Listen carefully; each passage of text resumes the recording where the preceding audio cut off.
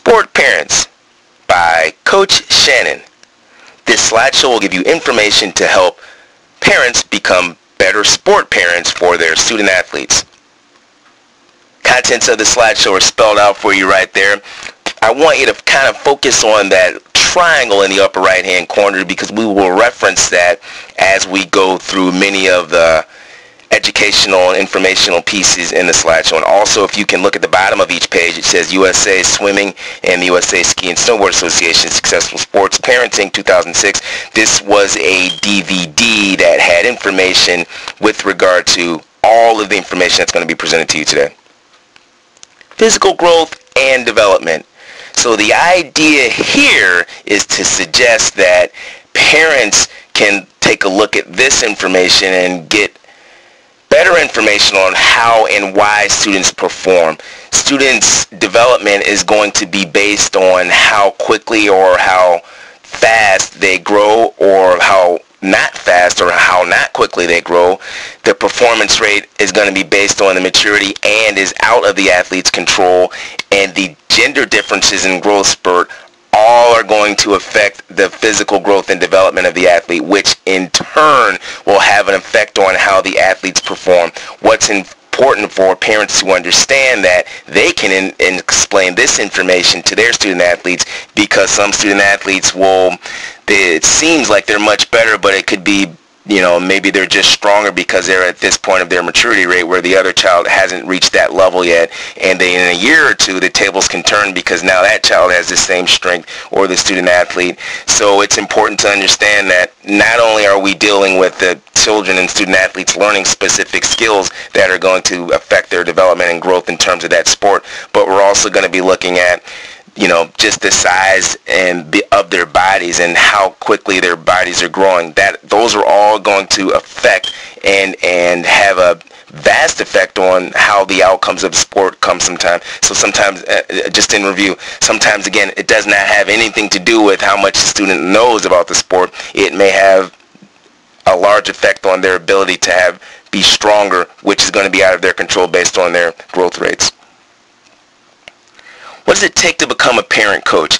Now, I'm going to reference USA Wrestling, the national governing body, and Team Illinois, which is a part of the Illinois Kids Wrestling Federation, which is the affiliate of USA Wrestling, and suggest that this information comes directly from them. And again, if you look at the bottom, these are also national governing bodies. So we're using national governing body type of information to suggest that if you would like to be a coach, then you need to be an employee of the club. Employee is loosely used with volunteer because most national governing bodies are employee run, but volunteers essentially do a lot of the work, as is the case of USA Wrestling and Team Illinois. Must buy into the head coach and must be provided training. So if we use the USA Wrestling model, we'll understand that they have about 25 to 30 employees, and they have probably several thousand volunteers that are helping USA Wrestling become the best that they can be on a state level and nationally. The importance of that is anyone that wants to participate in USA Wrestling type of trips like junior nationals or going overseas and coaching the junior world team, they must actually be provided training and have certain certifications actually passed so that they can participate in those programs. And this particular information is given to you because we want to follow that same model of USA Wrestling and Team Illinois. And in as much as all of the coaches have to buy into the USA Wrestling system, which means they're buying into the national team head coaches positions and or USA Wrestling, so that they can get the information that they need so that they're qualified coaches, and that they also understand the philosophy of USA Wrestling and the philosophy of Team Illinois. At the same time, I just kind of alluded to it a little bit, they're provided training so that they understand what it does take to be a coach and what are some of the things to look out for in terms of growth and development and periodization and things that a coach must know in order to give the athlete the best opportunity for success. What does it take to become a coach? Part 2. This is, again, information that is coming from national governing bodies, and what we would like to see and what we're working with our athletes as well. Must not coach own child subject to employee evaluation, head coach makes all the decisions. So the idea to not coach your own child when there are all of these other children out there is to take some of the pressure off of your own child. And we believe if you take pressure off the child and provide them with information that they're going to be or need to be successful, they can thrive and they can actually have fun.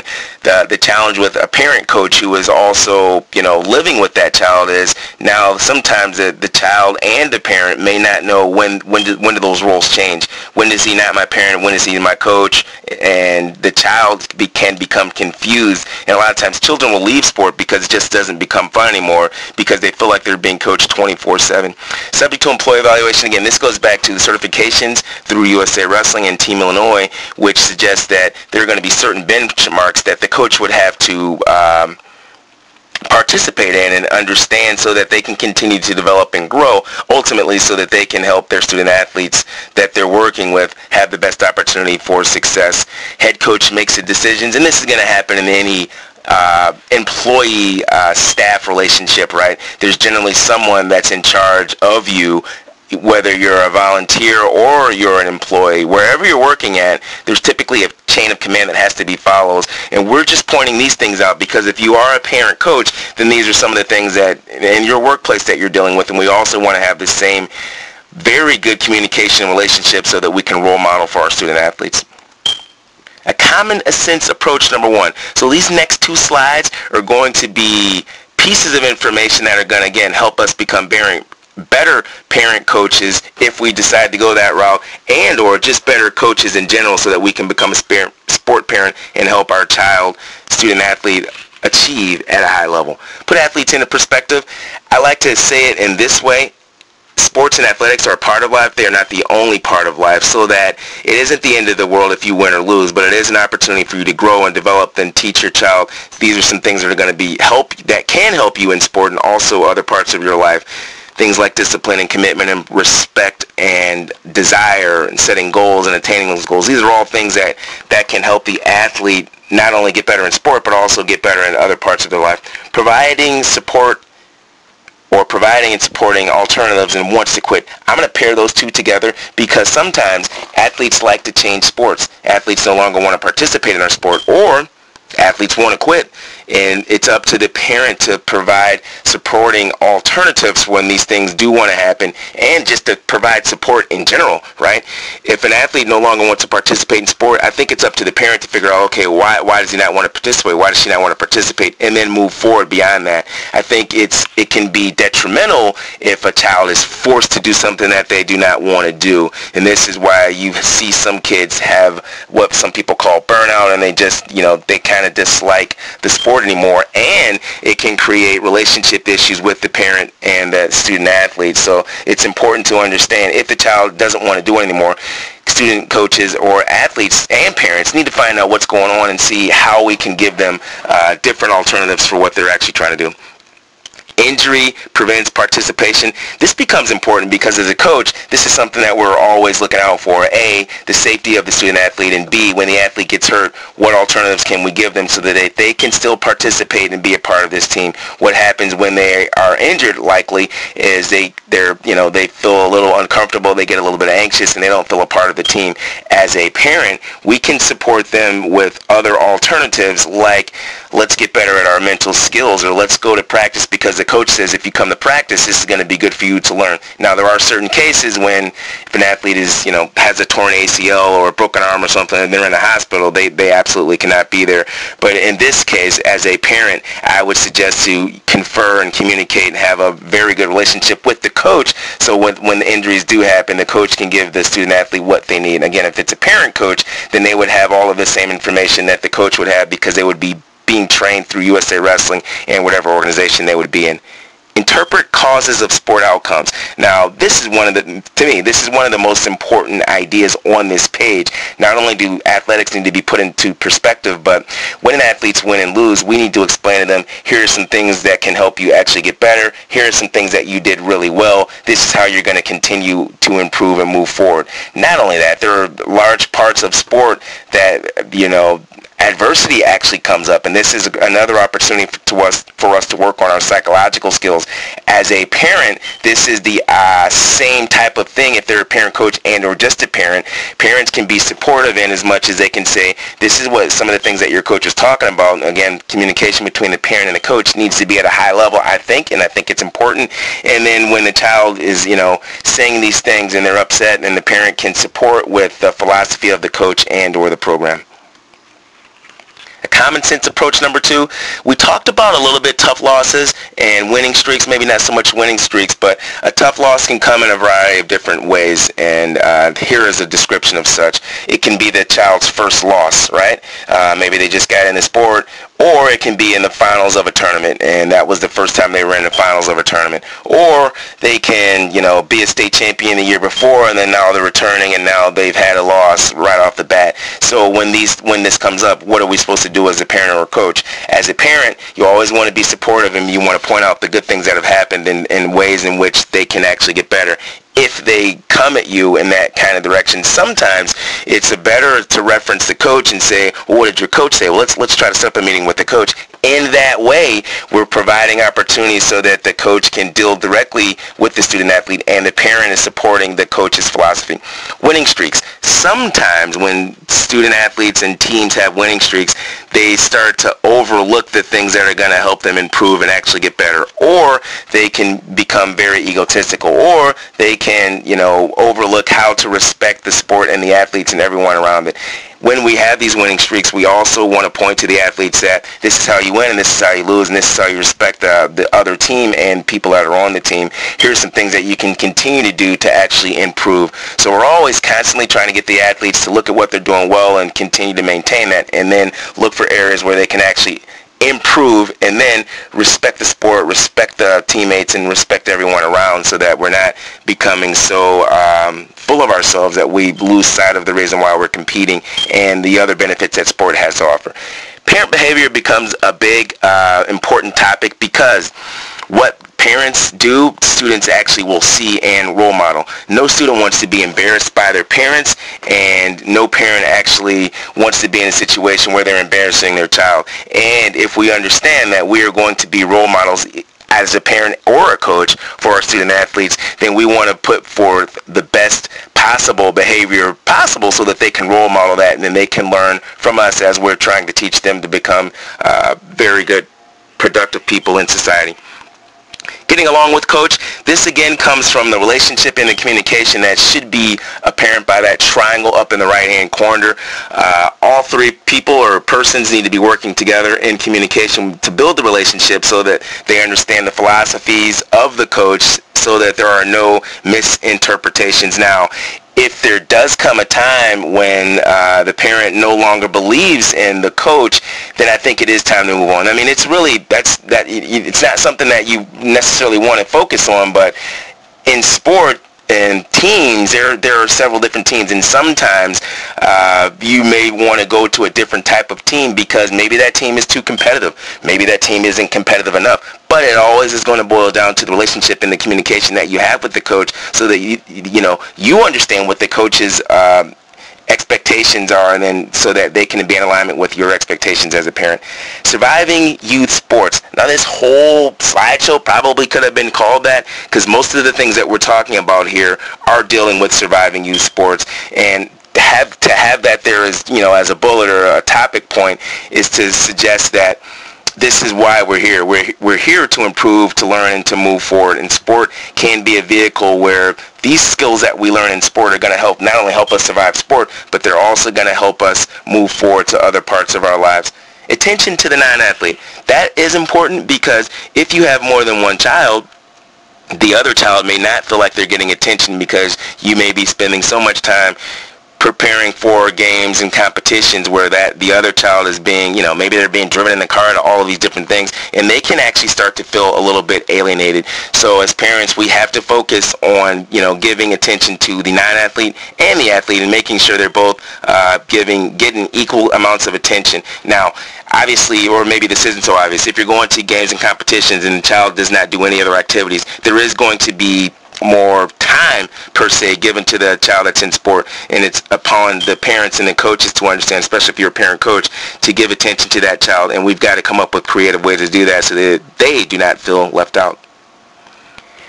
The next 3 pages are going to go over the top 10 sport parent myths. So I point this out because if we understand that these are myths as parents and coaches, and we, get this into our belief system, now we can go in the other direction so that we can help our student athletes achieve success and reach their maximum potential. You can get child on travel team, the better, or the younger you get the child on the travel team, the better. Again, this is research done by USA Swimming and the U.S. Ski and Snowboard Association. There is no evidence that the younger a child starts, the sooner or the better that they're going to be. Most of the research suggests that when children are younger, they need to be in a variety of different activities in sports so that they can become more coordinated and become better athletes. And then later, it's better for them to specialize, which we'll talk about here in a second. All travel team coaches are certified. Now, because we are a USA Wrestling type of organization and state, meaning Team Illinois is an affiliate of USA Wrestling, we believe that all of the coaches everywhere should be certified. But you'll see in other sports and in other wrestling organizations, a lot of these teams that are traveling places, they are not certified. Now, if it's a USA Wrestling sanctioned event, or a Team Illinois sanctioned event, the coaches are going to be certified, so you can be assured that that coach has what it takes to train the athlete the right way, get them ready, and also there's responsibility and liability that comes with coaching. If it's not a USA Wrestling event or a sanction through Team Illinois, then I would be very cautious as a parent to put my child in that, because I do not know what the certification of that coach is. Are they going to be reliable? Are they going to be responsible? And do they know what they're doing? So that's incumbent upon the parent to find out if you're dealing with an organization that is not USA Wrestling sanctioned. Early specialization increases opportunities. Again, going back to that number 1 point there is no indication in all sports that you need to specialize early. Multilateral development suggests that the more athletic and coordinated the child is, the better opportunity they have when they specialize later. Now, there are exceptions to the rule. In gymnastics, as an example, in gymnastics, a lot of those student athletes start off at 3, 4, and 5, and by the time they're 14, 15, and 16, if they make the Olympic team or if they go on to college, then they've actually started to specialize early, because that sport is so specific with the movements, and because as they get older, they lose that flexibility. In other sports, the research suggests that as long as you have a broad base of athletic movements and coordination, there is an opportunity for you to specialize later in your teens and to become better. So I point that out because we'll have a lot of parents that say this: the sooner we get our child in, the better, and we got to get them on all these travel teams. Again, these are the top 10 sport parents myths. So if we understand that, we're not putting so much stress on our child and so much pressure on them so that they have the better opportunity to succeed. Best time to teach is immediately after a game. Now, again, if the parent is not a coach, I would not necessarily probably even coach the child. If it is a parent coach, then you've got to take this into consideration. If you're a coach and you're a parent, now when do you turn it on and when do you turn it off? And this particular piece of information is suggesting maybe you're driving home after the game and now you're coaching your child in the game, or maybe you're at home and you're coaching your child there. Sometimes that can, again, cause undue pressure on the child and create undue stress, and that may lead to burnout. So as a coach, I sometimes don't even give them instruction right after. Sometimes I've got to read how the athlete is feeling and what their mental state is. Are they going to be receptive right after the competition? If they are, then I can give them the feedback. If they're not, I have to wait for several minutes or maybe even an hour or so that they understand, or I give them the opportunity to be ready to receive the feedback and instruction. Top athletes at 8 destined to be a star. This has come up several times, and the idea behind this is these are things that some parents actually believe. They believe the sooner you get the child in sport, if they're succeeding at that age, they're going to continue to succeed later.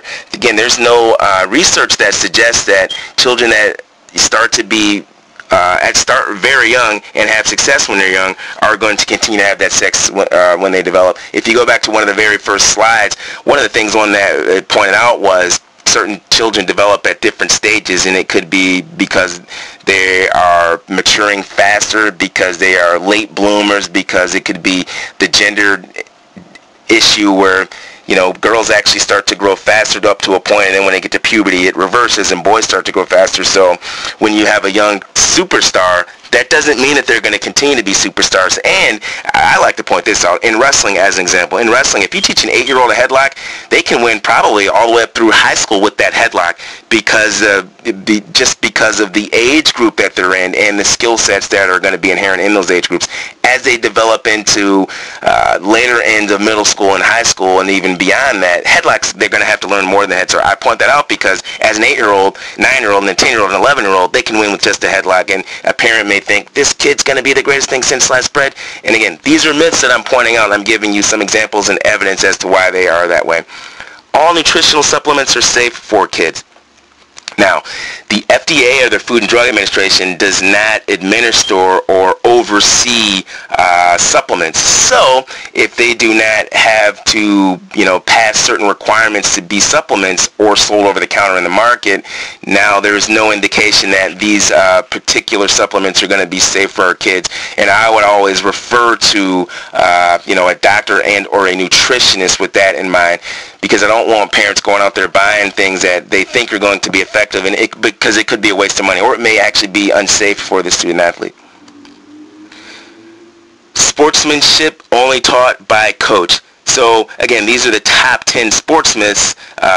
These are 7 through 10, and I'm going through them in order so you can kind of get a better gist of what's going on. The last one, sportsmanship only taught by coach. Now, if you go up in the right corner, again, we reference that athlete, coach, parent triangle in as much as, in this particular instance, all of those people need to be reinforcing sportsmanship. Early on, children don't know about sportsmanship, and it's up to the parent and coach to teach that. As they develop, they start to understand what sportsmanship is, and they can also teach and coach that to the student athletes. I'm suggesting that all three groups need to reinforce sportsmanship, and probably this is one of the essence of sport, because once we learn how to be good sports, this can carry over to many other things that we're doing. All coaches are created equal. Again, this comes up because certain coaches may not have the credentials that USA Wrestling actually provides.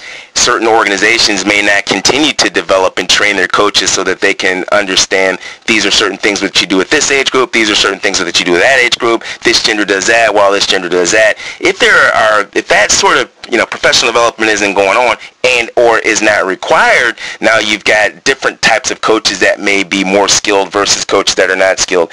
In most volunteer organizations like USA Wrestling, they provide educational components so that the volunteers can, in this example, let's say get a copper certification, a bronze certification, a silver certification, and a gold certification. In this organization as well, we also provide coaches education and training so that our parents and students and athletes have the opportunity to achieve a high level.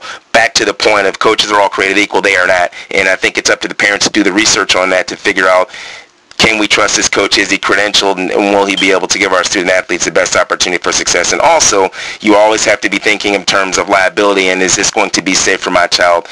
Safety is one of the foremost things that we want to keep our eye on when we're dealing with coaches and student athletes. Kids are only happy on a winning team.